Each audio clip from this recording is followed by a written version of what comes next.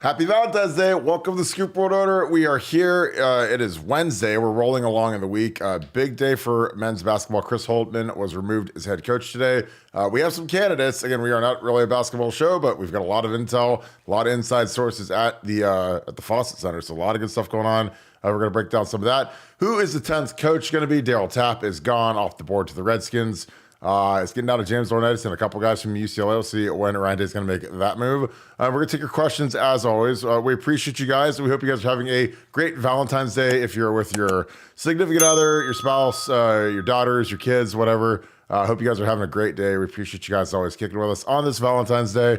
I hope you guys are enjoying some good food, a good meal, and some good companionship.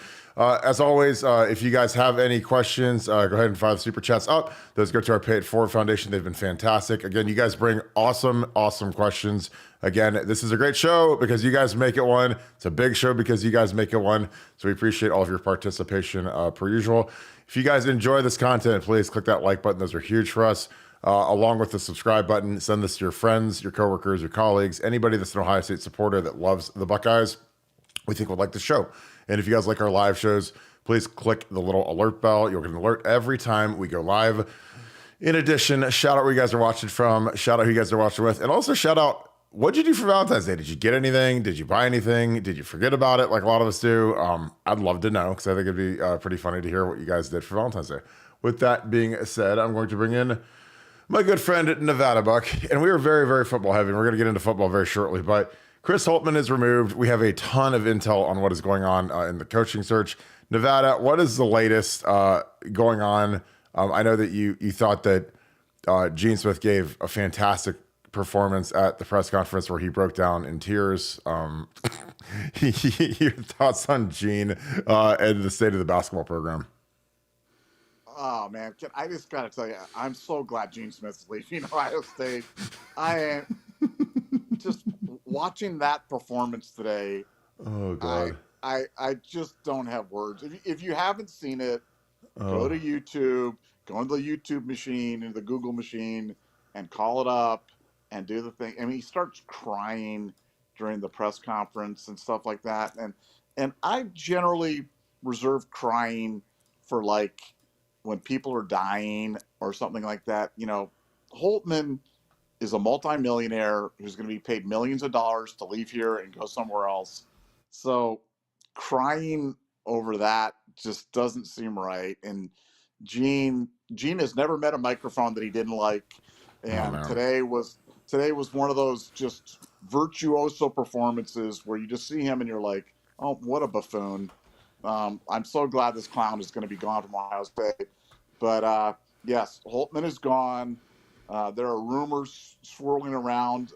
We had a great rumor today about the return of Thad Matta, which I just thought was just like the greatest fun of all time. Thad Matta and Jeff Bowles coming back as like a co-team of head basketball coaches, which like I said, that would now look. The Thad Matta thing isn't as crazy as people would think because the people remember Thad in his final years and how things were going, but you have to remember he's only 56 years old. He's the fourth winningest coach in college basketball, active coach in college basketball right now, and his back was way. I mean, he was literally disabled when he was here at Ohio State, and he's not in that situation. He didn't want to deal with NIL, or he didn't want to deal with cheating. So basically, now with NIL, so things are completely different. I'm not sure if it's even feasible to bring Thad Matta back, but and again, minority position, I'm probably in the 2% of people that would love it. I would love it. I think Thad's a great guy. I think it would just like completely trigger some people, and I like I like that as well. But Thad Matta return to Ohio State would be an awful lot of fun. There's probably some more chalky picks that we can talk about: Lamont Paris, Dusty May, Buzz Williams, Wes Miller, Scooney Penn, great Buckeye Scooney Penn. But the Thad Matta one, he's currently at Butler right now, kind of turning those guys around, kind of getting them back on the. They had a big win the other night, getting them back on the track. Um, I love it. I love that as an individual. I think he left here under terrible circumstances, with Gene Smith's knife between his vertebrae at that time. So him returning, under a new administration would be beautiful. Not sure if it's even feasible, but boy, it's fun to talk about. Well, I mean, what's the most powerful force in college basketball right now? NIL. And guess who loves Thad Matta? Some really, really rich basketball players. Mike Conley, Evan Turner. Those guys are kind of spearheading this. And, like, they made, NBA players make a ton of money. It's all guaranteed. They play for a long time. They make a lot of money. And, you get those guys behind Thad, and they help not only just donate a little bit of their own money to the NIL, but helped like fundraise the NIL.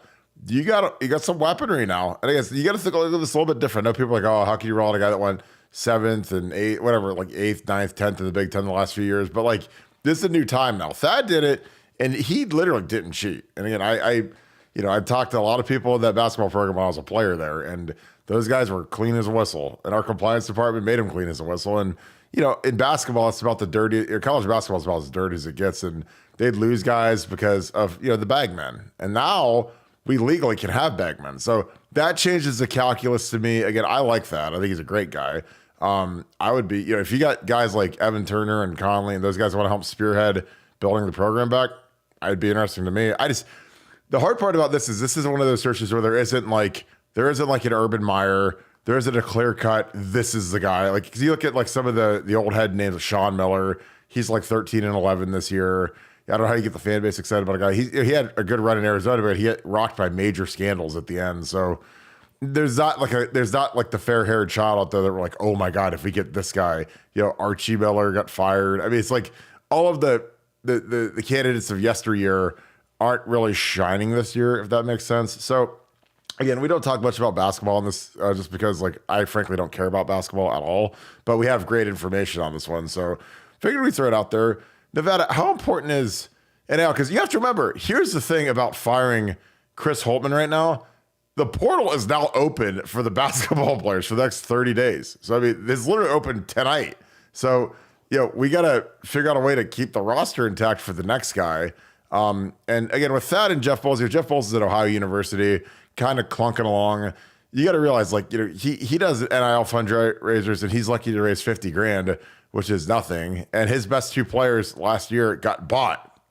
They went to, I think, like Bama and Penn State. So it's like when you're in that MAC, I mean, that's like the death zone where your best players are going to get poached every single year because you just don't have any money. So I can see why Jeff Bowles will leave, kind of like Chip Kelly, a head coaching job to be an assistant, because if you get D'Angelo Russell and Evan Turner and those guys behind an NIL fund and they help you, that could be lethal. And again, so I look at stuff through a different scope. It's not just, oh, this guy's X's and O, his record and whatever. Because like a really, really good way to enhance your record as a coach is get really good players and also be able to keep those really good players. But I'd love your thoughts, Nevada. And then we'll get into some football stuff. Yeah, well, I mean, look, the NIL, the emergence of NIL has kind of really, driven, much like we talk about football being the haves and have-nots. I mean, as bad as it is in football, it's worse in basketball. I mean, worse, I cannot imagine being a coach at one of these smaller schools in basketball where it is just absolutely open season. I don't know how anybody wins. I don't know how anybody gets it. Maybe you win for 1 year, but your best players are all going to, maybe you might even lose your starting five all in terms of going to another school. So I think anything you do in basketball is a crapshoot. I don't think there's none of the names that are on the list. And like I said, we went through the list, Paris and Miller, May, Mack, Williams, Miller, McDermott, Penn, Grant. None of them are sure things. None of them are like, oh my gosh, we have to have this guy. I mean, what's exciting about a guy like Lamont Paris is maybe he's new or he's fresh blood, and maybe that's what we want. And maybe that's the way that you go. I just want Ohio State basketball to return to legitimacy. I want them to be, Ohio State basketball should be good. And Ohio State basketball needs to be good because one of the major undertakings for the new AD is a refurbishment to the basketball building. The building was built too big. The building was built at a time when the thought was that it was going to be the home for the Columbus Blue Jackets, or the Columbus NHL expansion team. And that didn't work out. They wanted it downtown, and that's how we ended up with two buildings almost about the same time in Columbus, which was really rare to have.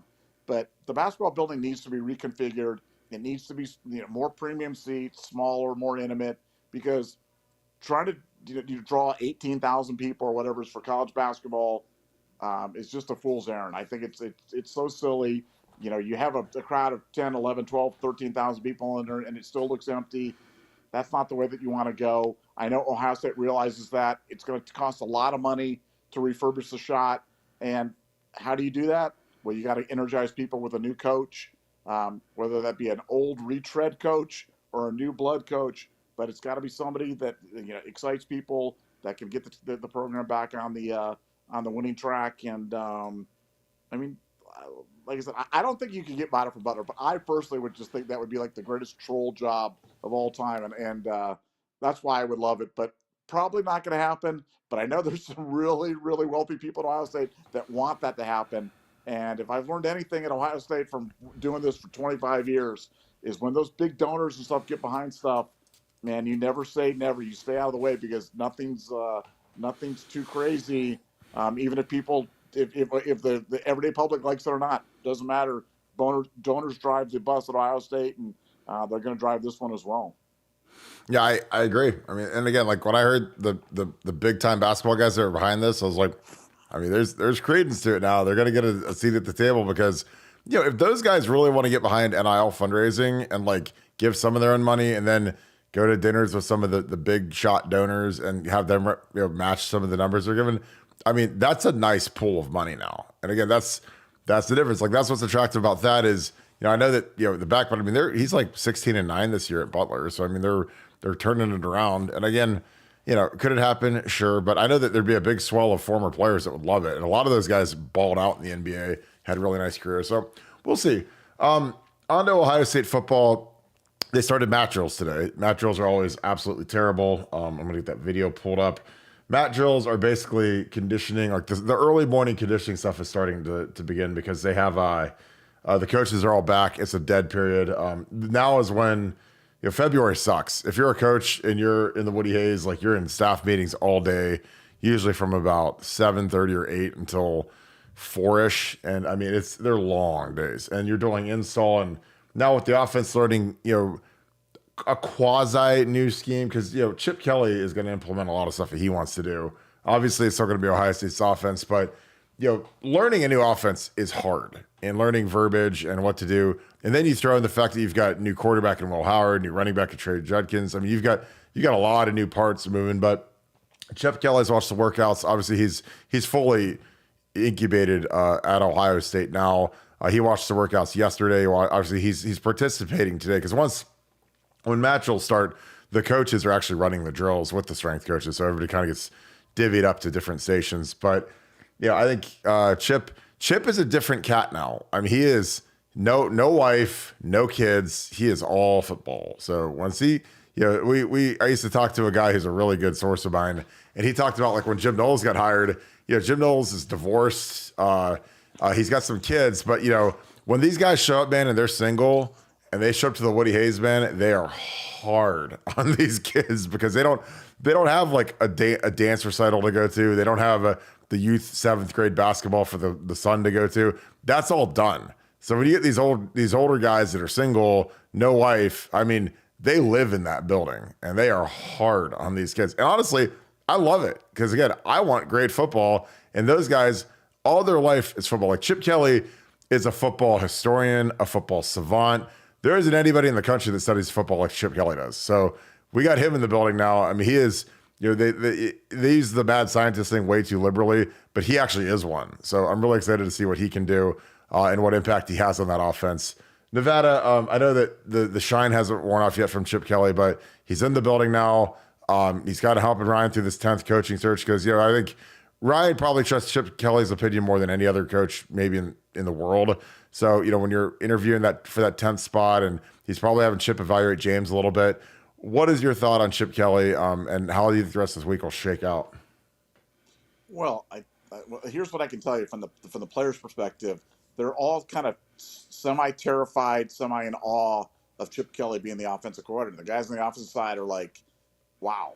And you got to understand what a profound change it is. I mean, the offensive coordinator last year was Ryan Day. the guy that had recruited them, the guy that's the head coach, the guy that's the quarterback coach, the guy that's doing a lot of things. You know, he's the head fundraiser, the head NIL guy, the head admin guy, doing a lot of different things. Now you've got Chip Kelly, who's just solely focused on the OSU offense and figuring out how the OSU's offense. And for these guys, they know that they're going to have the eye of Sauron on them. And we've got two old guys now. We've got Jim Knowles and Chip Kelly. Neither one of those guys are playing. They're solely focused on their groups, and it's going to feel different, and it already feels different. They haven't had their big meeting yet like they did with Bill O'Brien early on. They haven't had that yet with Chip Kelly, but once they do, it's on, and they know that. And like I said, I can't explain what a big change it is for Ohio State, because for Ohio State, it's no more Ryan Day calling the plays, and that's so different for these guys. And I can't wait to see it, because I know Chip's got a million ideas. He's got a million ideas about the offense. He's got a million ideas about things that can stress the defense, and I can't wait to see it in action in the spring ball. And like I said, I know the players are geeked, and like I said, slightly terrified, and well they might be. Good. I love it. I think that, a little bit of excitement and anxiety is good. So this time of year, when you got to impress the new boss, because again, when the offensive coordinator comes in, you got to impress that guy, because if he don't like you, you ain't gonna be playing. So again, I'm really excited about everything Chip brings. And again, I was fortunate to talk to him for about an hour, having a couple cocktails. They were shooting pool. I was shooting the breeze with him, and I was like, this guy is really, really sharp. And I was like, God, I hope he comes to Ohio State at some point. I didn't think it ever happened, because back then, Urban literally was a night away from it was the night before the national championship. So it's like, I didn't think Urban would retire for 20 years. And, obviously he was gone after 18. So, but hey, here we are. We got a bunch of super chats piling up. Appreciate you guys, as always. Matthew Shelton, thank you for the 5. Your thoughts on the NCAA using show cause penalties for players who take impermissible benefits so they don't transfer out and dodge punishments? I honestly do not know what's an impermissible benefit at this point anymore, because I don't think I've heard that since NIL has come into existence. But Nevada, I'll let you take this first, just because you're more in tune with some of the NCAA stuff. But your thoughts on the NCAA using show cause penalties for players who take impermissible benefits so they can't transfer out and dodge punishments? Because I feel like that it follows the player no matter where they go. Like, if someone is suspended from the NCAA, you can't just leave the institution, go somewhere else, and it evaporates. Go ahead. No, you're exactly right. The penalties do follow the player, whether they move or not. But to your first point, which is really kind of a salient one, I'm not sure what an impermissible benefit is now either. That it used to be a really kind of bright line between what was okay and what wasn't okay. Now, it's the Wild West, and nobody's really sure where that line is. But if you were to run afoul of the NCAA and earn some sort of a punishment as a player, it follows you. So you couldn't just ditch it by dipping out and heading to another school. That would absolutely follow you, and there's really not a provision to be able to skirt on something like that. It's pretty black and white. Yeah, I mean, we had guys in the past when I played that would fail 3 drug tests and get suspended for the year, and those guys could transfer out and they go elsewhere, and that didn't follow them. But the impermissible benefit stuff, I think, does. If the NCAA hits you with something where you get like a suspension, like, I don't think you can just leave the school and it's like, oops, like, you cover their eyes, like, ooh, it didn't happen. But again, like, if it's an institutional deal, like, again, something I hated, and again, this can go either way, and people can roll their eyes, but like, when Gene showed up in 2005, he made our drug testing went up like tenfold. And again, I'm fine with like trying to run a clean program, because we had a bunch of guys get arrested the previous spring. But man, we lost some great players because they smoked too much weed. And again, that sucks. And again, I know weed is bad or whatever. I mean, I don't smoke. I don't care. I never passed it, or I never failed a drug test in my life. I never even thought. I mean, I wasn't even close. But frankly, like, I'd look at some of these schools around the program. I'd watch like the Florida Gators and LSU, and I'm like, Tyrann Matthews failed. He had.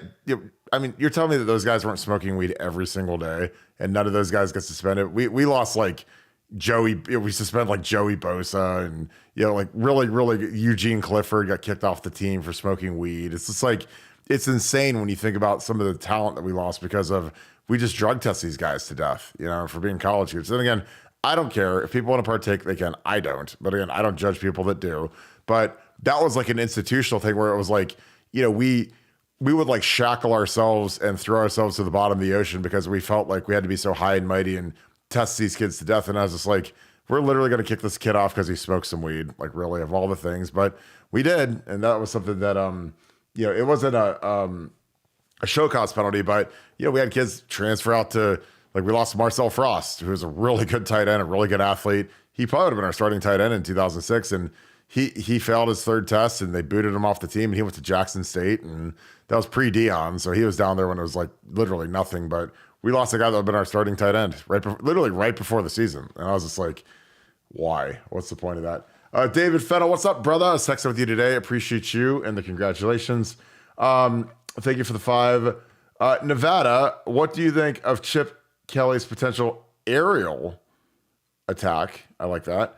Also, UFC 259 main card picks. Well, UFC 250. You say 259? Oh, you mean 299? 99. I can't read. I apologize. 299.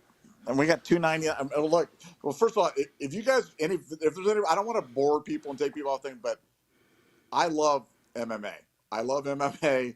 I love UFC. I love betting on all of these things, but I love to bet on everything. But there's a huge UFC card, 298 this weekend. Volkanovski's fighting on it. Got a ton of action on that. I mean, like literally a ton. Like I think we've got 7 or 8 bets. If you're interested in any of the bets that we have, you can go to Dagestan Poppy, like it sounds, Dagestan Poppy, PAPI, on Twitter, and click the link, and it's got all of our bets on that. For 298, for any future bets that we got for 299, for 300, etc. But if you have an interest in MMA or MMA betting, Dagestan Poppy's the best. I mean, he is the best handicapper. Goes out, gives away free picks, so it doesn't cost you anything. And super excited about the card this weekend. So I'm really excited about that. And your thoughts on Chip Kelly's aerial attack? I mean, look, I think it's complementary to the running attack, which is I just think that he is like the perfect offensive tactician in terms of, he's not Chuck it Charlie, he's not run it Ralph. He's a guy that understands, how to stress the defense and put the offense in the best possible situations. And I think if there's been any hallmark of the Chip Kelly offense is wherever he's been, it's been balance. And, with the OSU offense, I fully expect that. We've talked about, the dream being 250 yards on the ground, 250 yards passing. I think that's where we'll be. I think we'll have perfect synchronicity with the offense, and a lot of balance between the offense and the running game and the passing game, because that's the way Chip Kelly likes to do it, and we certainly have the weapons to do it that way. Yeah, I think he's going to be dynamic. I talked to a guy who is exceptionally wise yesterday for about 40 minutes, and he talked about how Chip Kelly loves to run the ball, but he likes getting these guys in space now, and he's never had guys like he's got now with JJ. Like, I'm excited to see what he does with elite wide receivers, because he's never in college had like super elite wide receivers. Even in the NFL, like like the Deshaun Jacksons, but he didn't have like a Devontae Adams. He didn't have like a monster. And Deshaun was really good, but he's not like a monster. He's a great deep guy, but he's not the guy, Justin Jefferson. He's not a guy that is going to get 20 targets in a game. I'm really excited to see it. I think that it'll be interesting to see how much he moves Will Howard around in the pocket for pass protection. Again, that's just what I'm so excited. There's so many exciting new parts to this offense between the infrastructure of Chip Kelly, the quarterback, who I think is, I talked to somebody who's seen that kid work out, man. He is a monster. 6'5", can run, great looking kid, really, really a lot of charisma. He actually has a great relationship with Devin Brown, which is awesome. Like, I love hearing that they don't hate each other, because they're going to be competing and they're going to be side by side. But, sometimes, when they bring in a guy who's older and they pay him some money, like, there's a little bit of dissension there, but it doesn't seem like that's there. So that's great. But I'm just really excited to see everything going on with the offense. And this is going to be a feisty, spicy spring. I'm really excited to see what Jim Knowles brings in that defense, because I think they're going to have a lot of fun butting heads against each other. That's going to be fun film to watch. Donald and Karen Rosbeck, thank you for being Scoop Ultra members. And you guys have been great on BuckeyeScoop.com. You guys have been killing it on there, so I love seeing you guys both on there. We'll be so happy when Gene is gone. Praise God.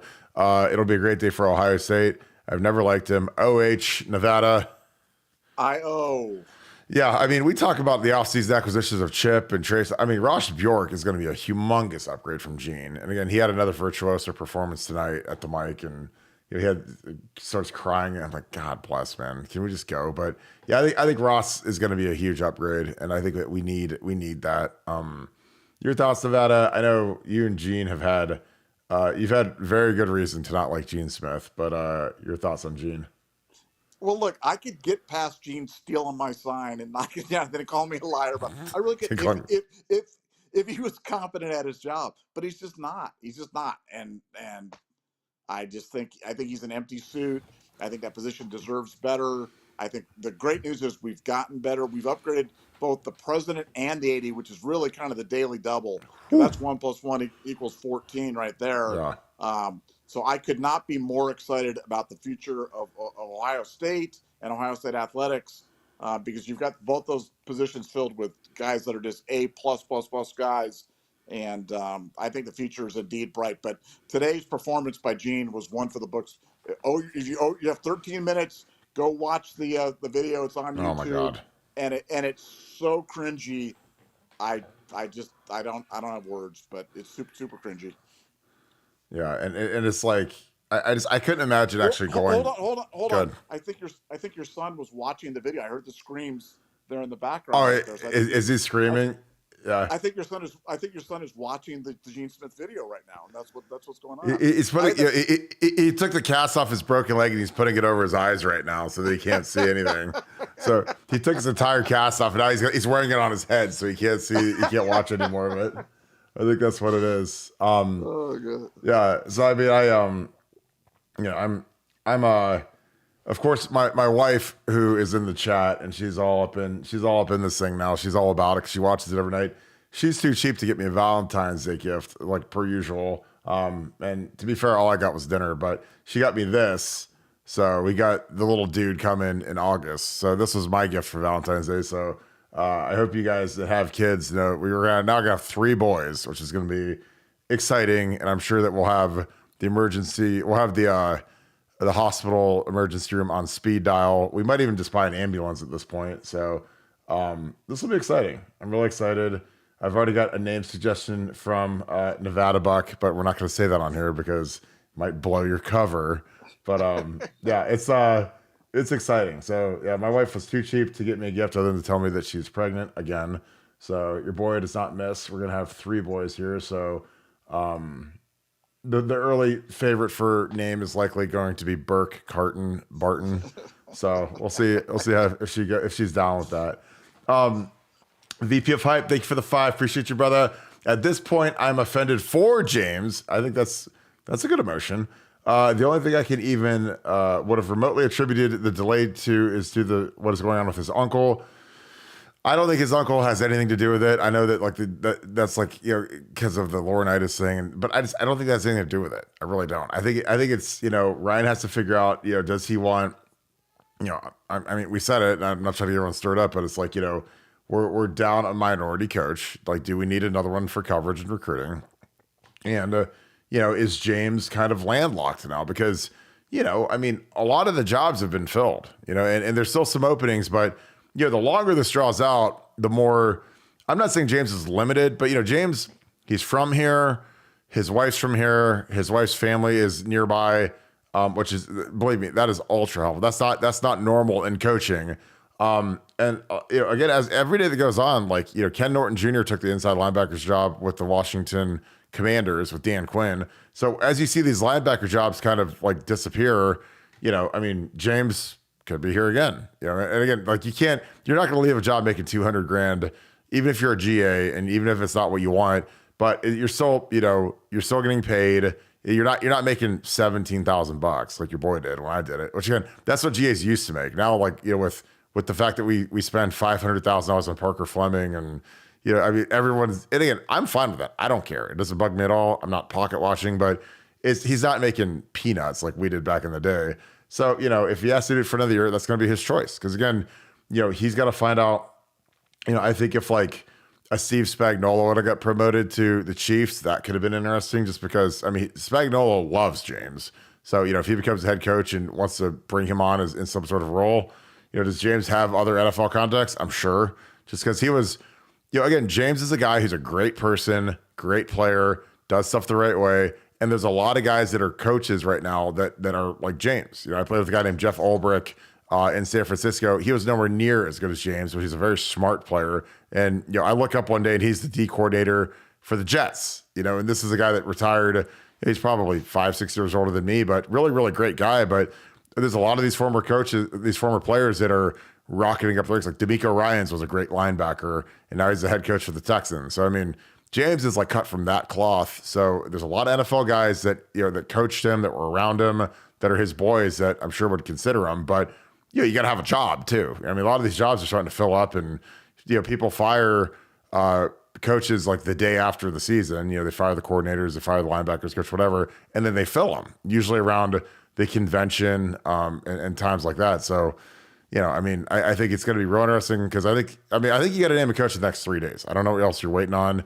I think that he probably, Ryan's probably having Chip Kelly do a little bit of evaluation, just maybe not formally, but just, hey, listen to James in these meetings, like, observe him and, because I think he really wants to put like the finishing touches and make sure that he does as good as he can, because he whiffed on some hires. I mean, he had some really bad hires in the last 4 years, and I think he doesn't want to do that again. And I don't know what else James needs to do because he crushed it on the road.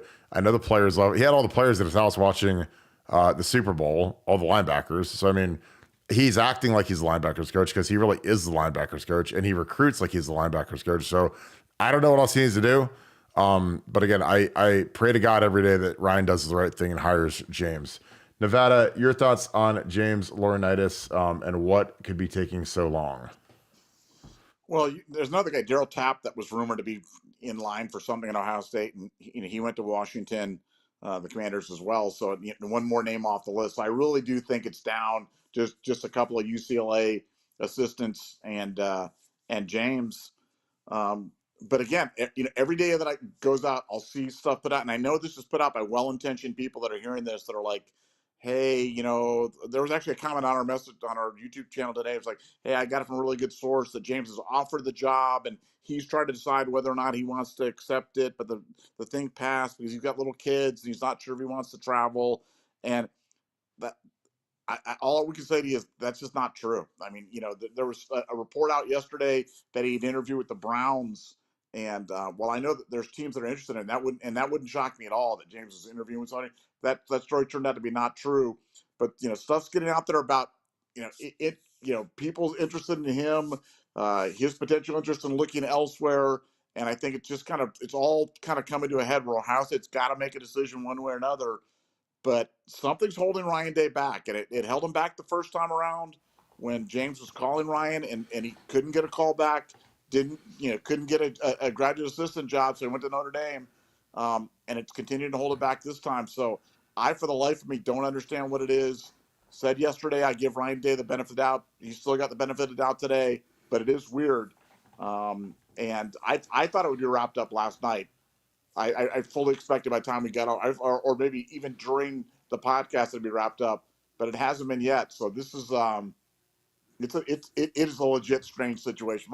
Most time it doesn't go down like this. Most time it's a little bit more straightforward. This one's odd. So if you're sitting back there thinking, "Wow, this seems odd," you're right. It is odd, and we'll be continuing to monitor it closely. Yeah, I agree. Like, I don't know what the holdup is. Again, I mean, I don't like saying it all, but it's like, like, I don't know what else James has to do. He's worked there for a year. It's not like he's, I mean, what could he not show you in a year that someone who interviews for 4 hours is going to show you, or maybe he's shown you something that you don't like. I don't know. But I know James is like head first into this thing. He wants to be great at it. So, I think that he's got a decision to make, but man, I don't know. I think James would be a monster recruiter, especially at Ohio State. It's just like, it's not even fair because, I mean, everybody sees what Tim Walton does. Everyone sees what Brian Hartline does. And like, the unfair advantage is that you actually are speaking to the school that actually did all this for you. So you're not selling, it's not like Brian Hartline's selling, the Miami Redhawks or the Akron Zips or the Cincinnati Bearcats. Like, this is just what it is. I don't know. I love James. And again, he would be, Again, if I was ever, and again, I'm never going to be a coach, but it's like if I was a head coach, he'd be one of my first calls because this kid he's a dynamic dude. He's the guy you want in the foxhole with you.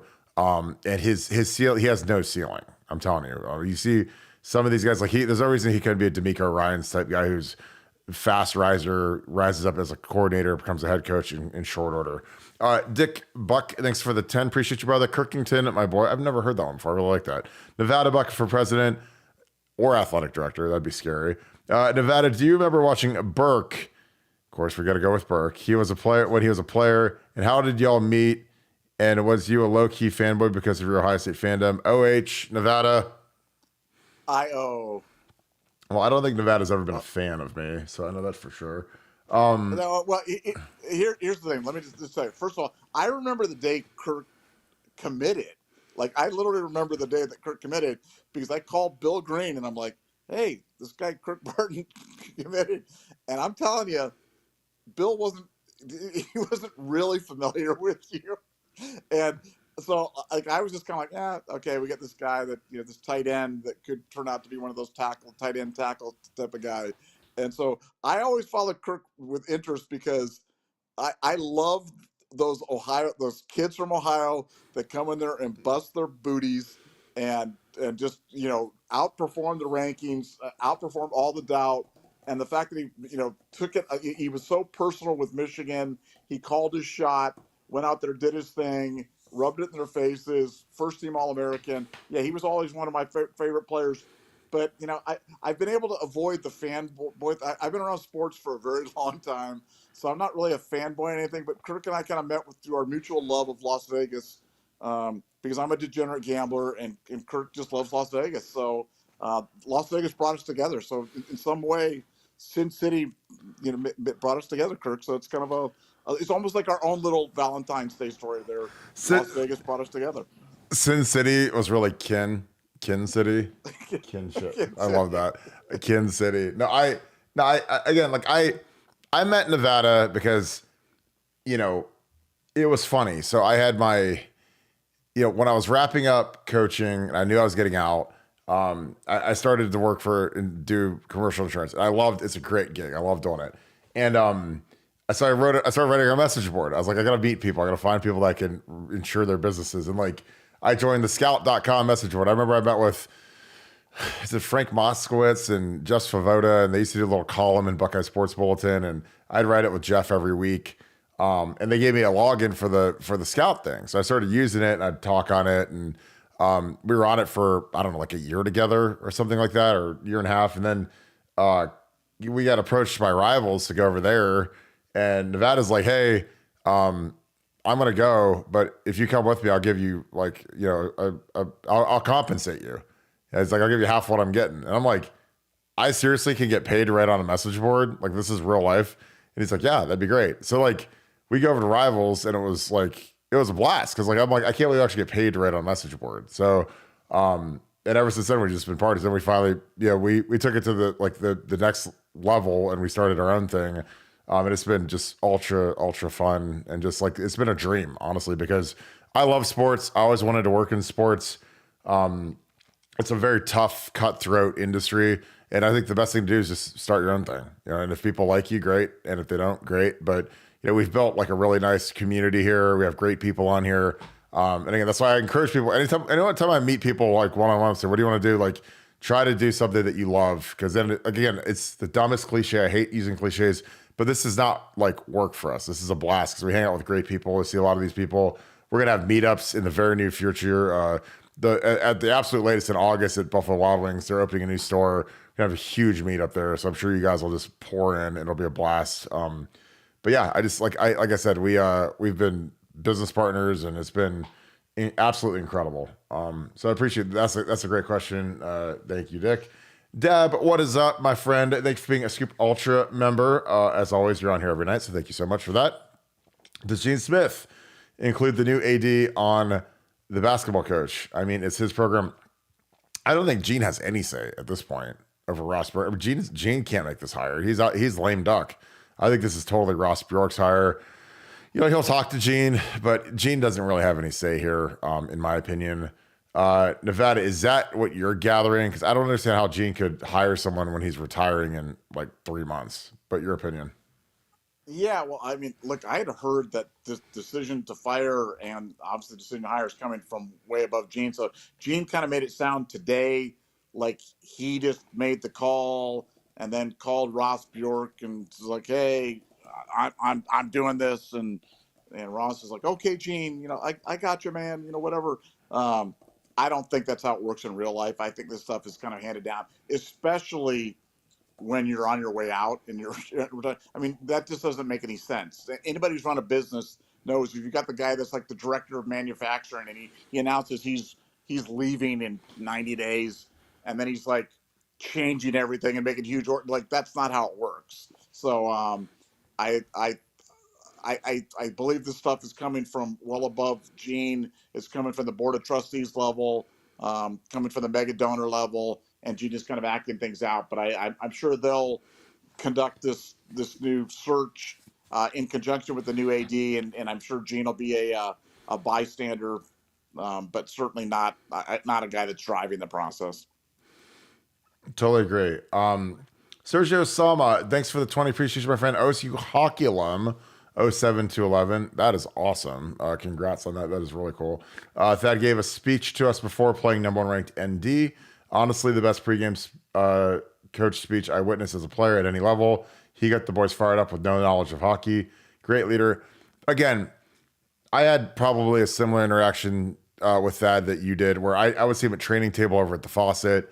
And those guys, the basketball players, would be over there eating with us in the little they didn't have the cafeteria in the Woody like they do now. We have to go across the street and I'd always talk to him because he was such a good guy. And he joked, he's like, "I need you to come here and beat on Greg Oden." I was like, "Dude, Greg Oden would kill me. He'd dunk on my head. He's 7'2".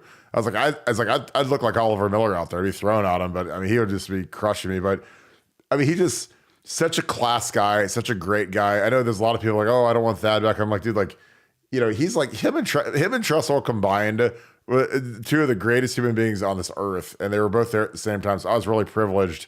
Again, I'm not a big basketball fan. I haven't watched a basketball game in years, but I'd root for Thad just because I thought he was a really good dude.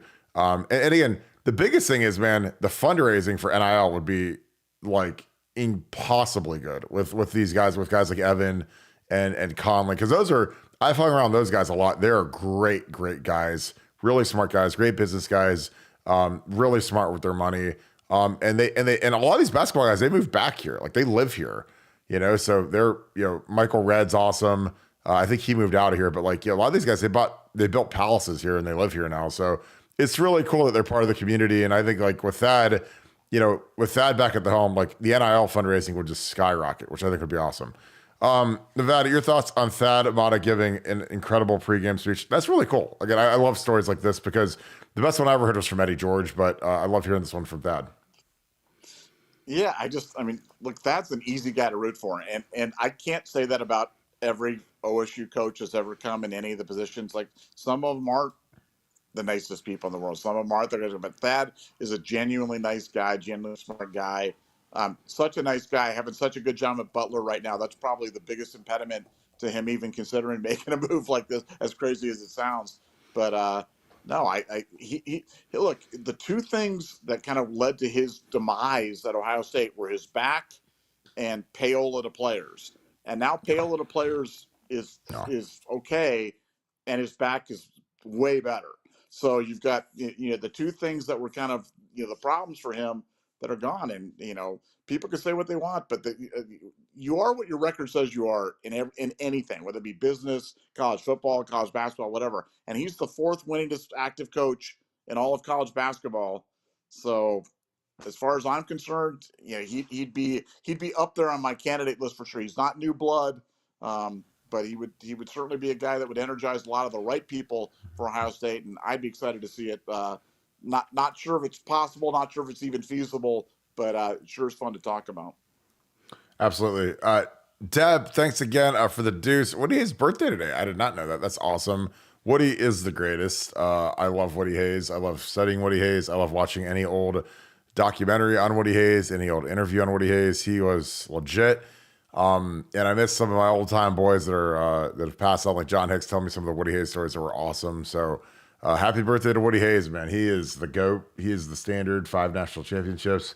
Can't beat that, man. That guy was the thing the thing I loved about Tressel and Urban is those guys really got Woody Hayes, man. They used to talk about Woody Hayes all the time, and it was awesome because they grew up in it. They grew up watching Woody, and Woody was revered, and Tress got to see him talk when he was working here in the '80s, and I mean it's absolutely incredible.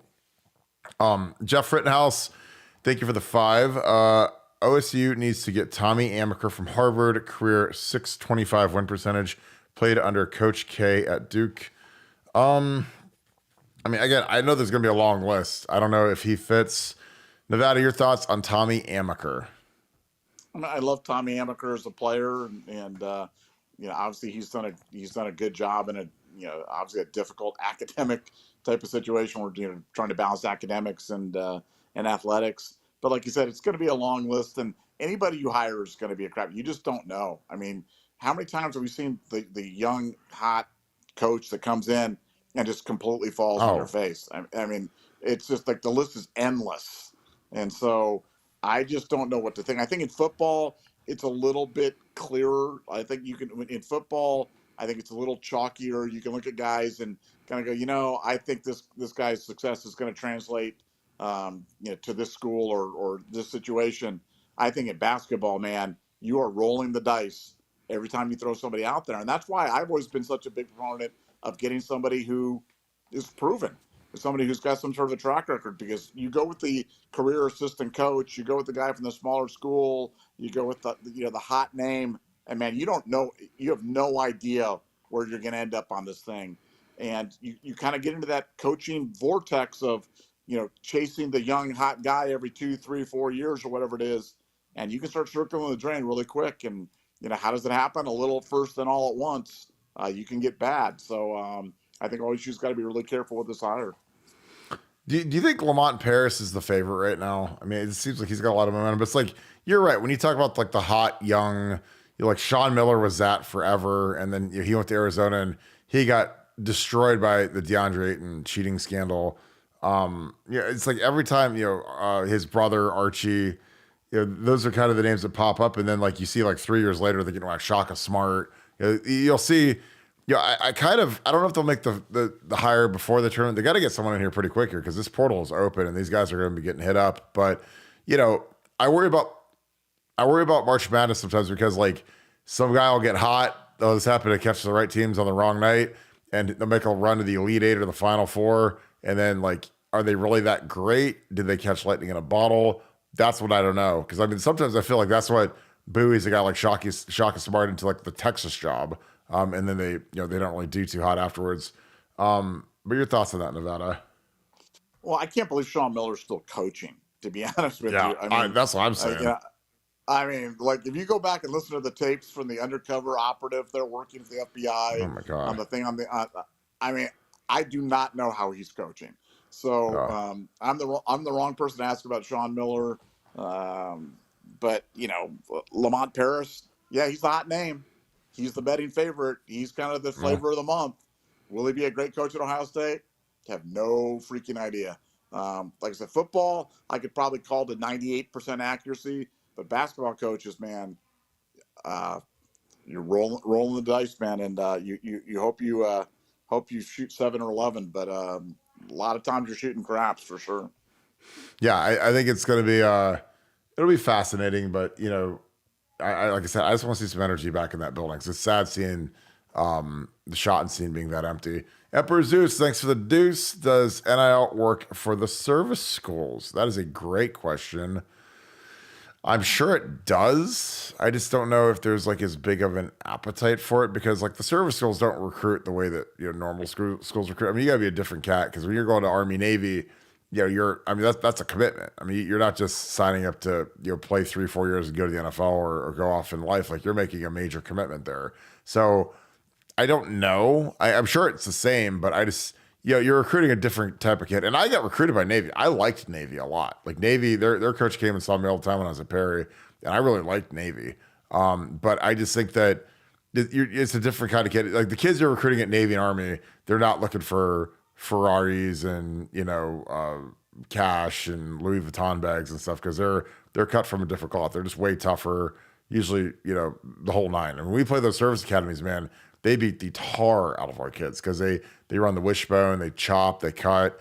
They're gritty, they're tough because they don't have the talent. So they gotta be good at everything else just to survive and be competitive. So, but yeah, I'm sure it works for service schools. I just don't think that it's one of those deals. And and obviously they get they get a different scope of money when you're in the academy versus when you're playing at Ohio State. That was something that was really cool. Like when the Navy guy went through the whole recruiting presentation about all the extra stuff you get when you're at Navy versus if you go to any other school. And this is pre-NIL.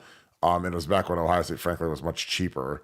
But Nevada, NIL working in service schools, that's a great question, but I assume it does, but I just don't think that there's a big NIL push there because the kids are so different. Well, I don't think they have. Yeah, I don't think they have active. I'm fairly certain they don't have active NIL funds, so they're not like differentiating and doing NIL deals like they are at other play. I mean, the service academies are different, and you got recruited to Navy. I had a kid, Funky, got recruited to Navy for running. Yep. That's not really something that they really put on the table. They're putting the whole Navy experience and be all you can be and stuff like that. But it's not about get a second mink coat for CJ Stroud or something like that at the service academies. Get a second mink coat. Oh my God. It's so true.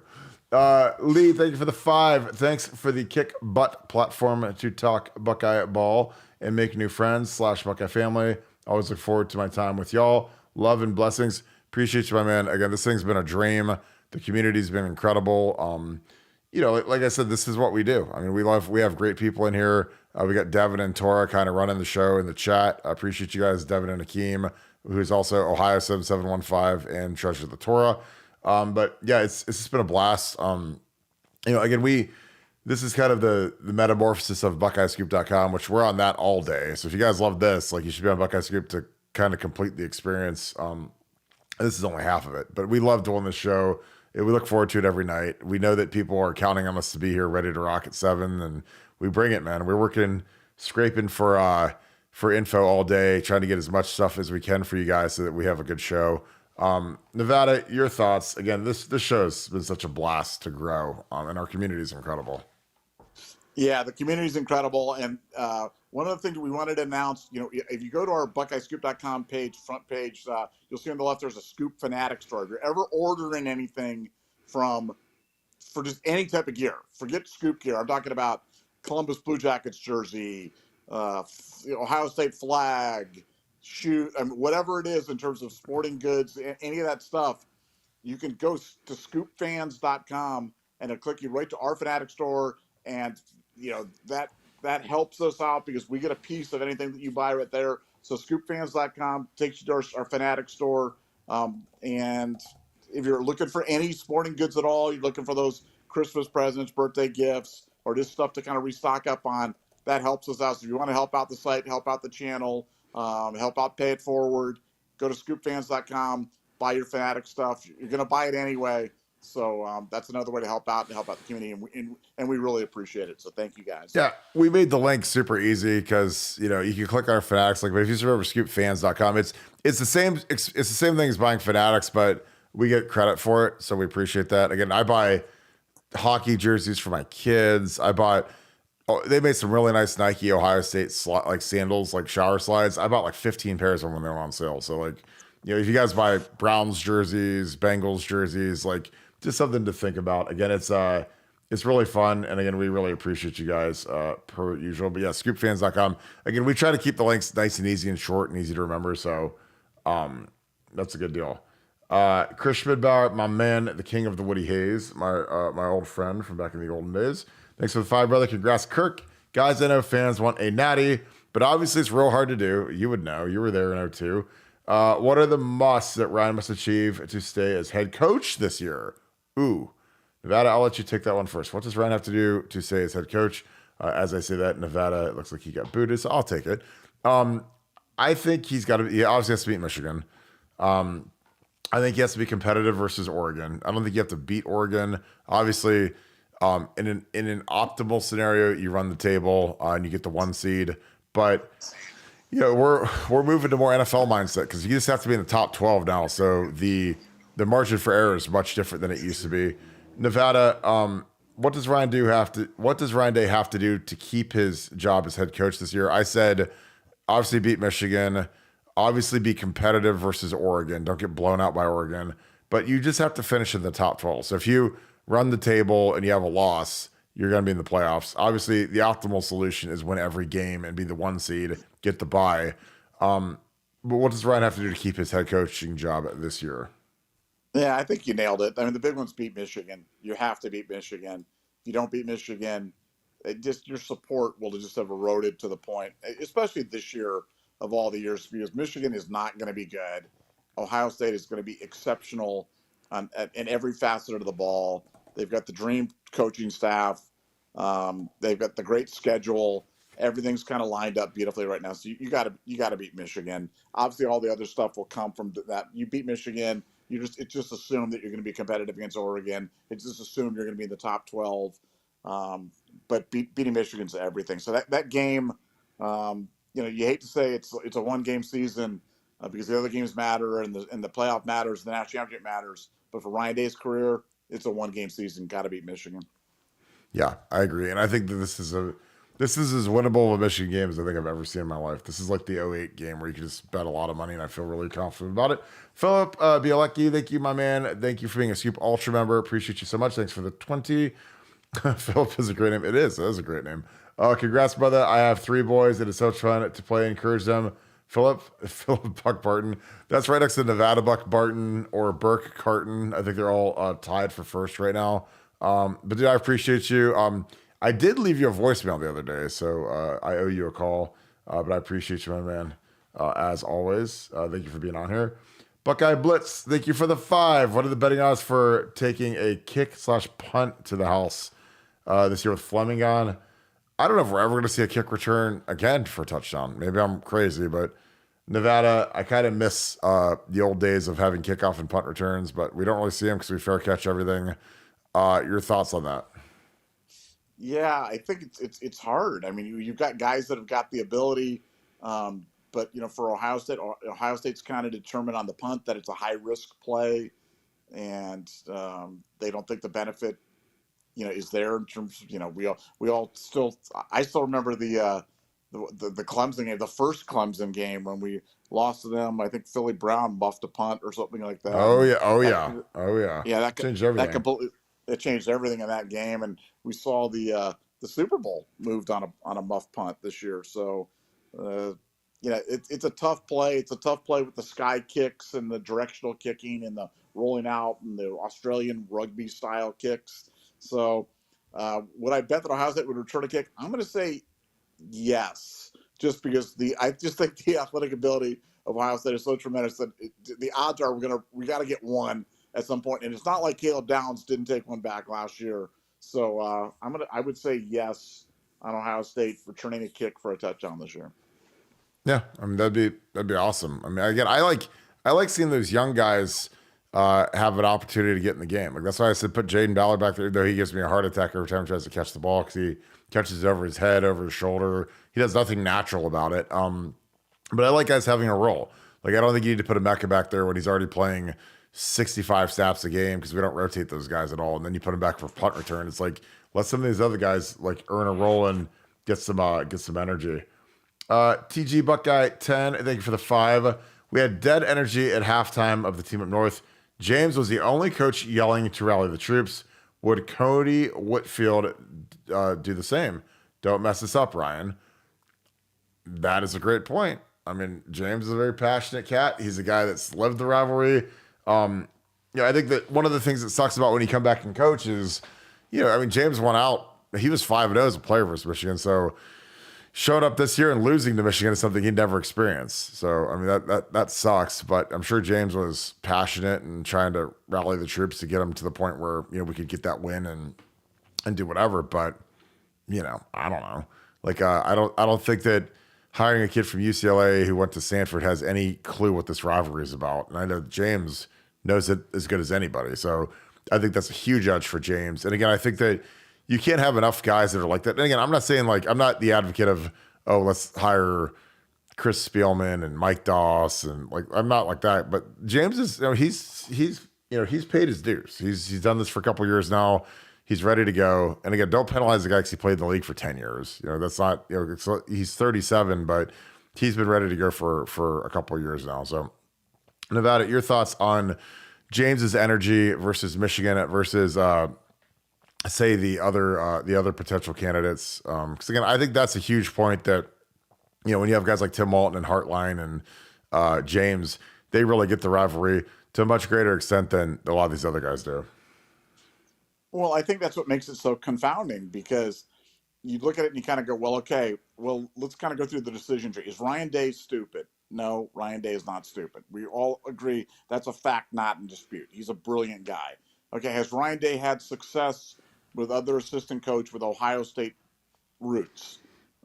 Yeah, Tim Walton, Brian Hartline have both worked out really, really well for him. I mean, so well, almost legendarily well for him as recruiters and his position coaches. So, and you've got a guy who's right there. He fits the profile. He gets the rivalry. You've had success with guys with similar backgrounds. But why isn't he pulling the trigger? And like I said, that's what makes it so confounding, because it seemingly doesn't make sense, because everything is apparently right there in front of him. I'm just going to be of the opinion that while it may take a while, that Ryan ultimately is going to come to the decision that is so painfully obvious to a lot of us, and that James is the right guy. And I'm gonna continue to keep my fingers crossed that that's the end result. Yeah, I totally agree. Monty Mitchell, thanks for the deuce. Appreciate you, my friend. Why isn't Scooney Penn a possibility? That he could be. I don't know. I mean, I think that there's a pretty big list right now, and Scooney, obviously, he's an assistant with the Memphis Grizzlies. He came up today. Honestly, I think he'd be a fit, but that college life now, you get that NBA life, man. That NBA life is sweet. You're on the private jets. You're, you got guys under contract. It's just a whole different lifestyle. Now, granted, he's an assistant there, but if you get the head coaching job at Ohio State, would he take it? Yeah, but the game has just changed dramatically, and I think a lot of these guys that are in pro sports, they want to stay there. So, I think Scooney is probably living a good life in Memphis, but. I love Scooney Penn. I've talked to him a lot of times. He's a great dude. But I think that the college game is, if you're a head coach, you better be ready to call these donors and get some NIL money, because there's never enough. I promise you. You never have enough. Nevada, your thoughts on Scooney Penn as the next Ohio State basketball coach potentially? Well, he was on my list. He was on my list. He was like number 8 on my list. So he's definitely a guy that I think's gonna get some consideration. Obviously, the Ohio State background, the NBA pedigree, but I just think for Ohio State, it's going to come down to who are the big donors and who are the movers and shakers and power brokers. Who do they get behind? Because as well as I do, that's how it's done at Ohio State, and that's how it was done when Urban Meyer was the coach. That's what ultimately did in Tressel. It wasn't Tattoo Gate. It wasn't signing the NCAA thing and getting it had nothing to do with that. It had everything to do with the availability of Urban Meyer. Once Urban Meyer became available, Jim Tressel became expendable, and that's just the way that it works. And so on this one, could Scooney Penn get it? Yeah, if he got the right mentors and backers and people that got behind him. Yeah, he was number 8 on my list. But I think he's a viable option. But I think we'll know more in the next few days for sure. Totally agree. This is a great one right here. Pooh Beard, 12, thanks for the 5, brother. Appreciate you. Congrats on the news today, Kirk. I got that vasectomy ready when you need it. It's probably going to be sooner than later, my man, because my old lady's already hit me up about that. She's like, I'm tired of taking these pills. You're going to get snapped. And I'm like, God bless, man. I mean, the genetics are pretty good now. Are you sure you're going to turn that off? She said, yep. I was like, all right. So I might be calling you before you know it, Pooh Beard. I'm going to go through some mat drill stuff real quick. Again, I played this video a couple weeks ago, but this is kind of, people ask, what is a mat drill? And it's 5:45 a.m.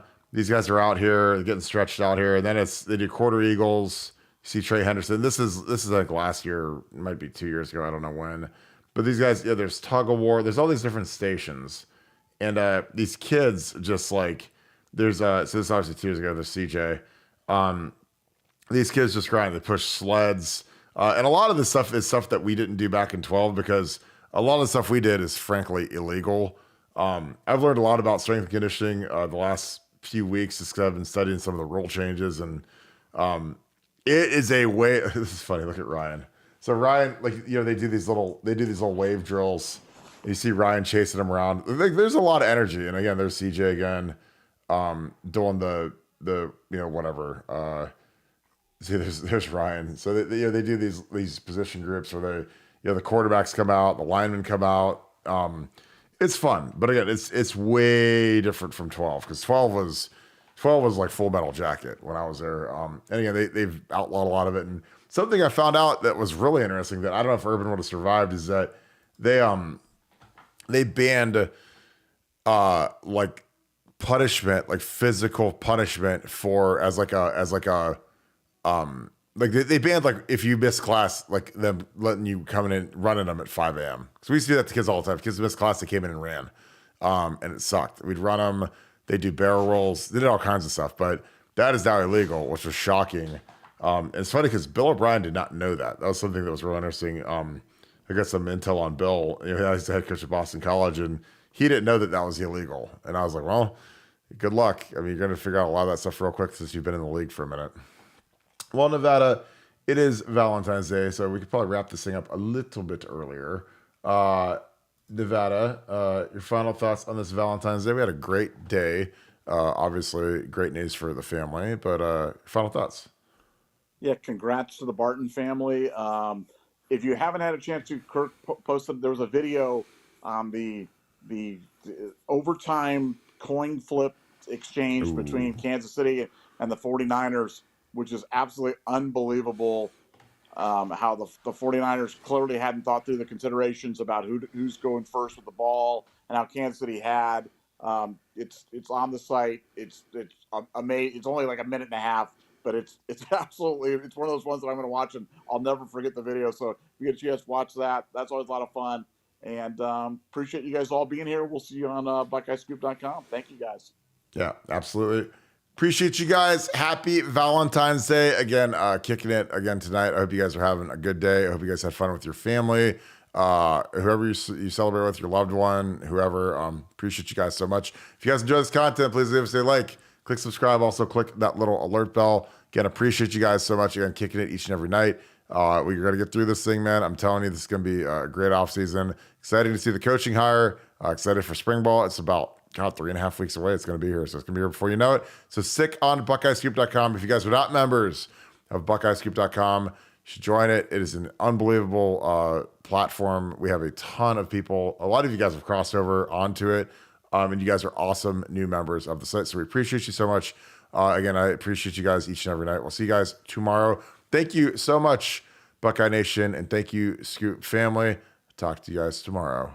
Go Bucks.